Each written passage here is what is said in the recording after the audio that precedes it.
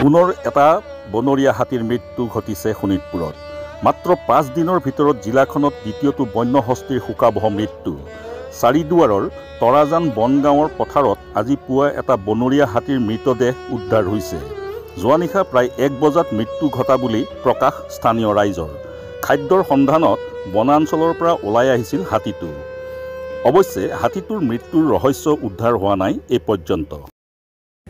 এইটো আজি ৰাতি 1টামান বজাৰ ঘটনা। আমাৰ এনে 11টামানলৈকে আমাৰ গাঁৱৰ ৰাইজে ইয়াতে থাকে, দোকানৰ ওচৰতে ৰৈ থাকে, পহৰা দি থাকে। কিন্তু ৰাতি আহি পেলাই এইটো ইয়াৰ ওপৰৰ পৰা ইয়াত পৰি গৈছে। কিন্তু ইয়াতে কিছুমানে কৈছে ঝটকা লাইনৰ লাগিছে বুলি। ঝটকা লাইনৰ এইটো ইমান হেৰি নহয় বাৰু, এইটো মানে এনেকৈ কিবা এটা হেৰি হ'ব পাৰে। এতিয়া একচাইট আমি চাব পৰা নাই। এতিয়া আমাৰ বন বিভাগৰ ফালৰ পৰা বিষয়ববীয়াসকল আহিছে, এতিয়া ডক্টৰ আহিব, ডক্টৰৰ পষ্টমৰ্টম ৰিপৰ্টত কি ওলায় এতিয়া সেইটোকে ৰৈ আছোঁ।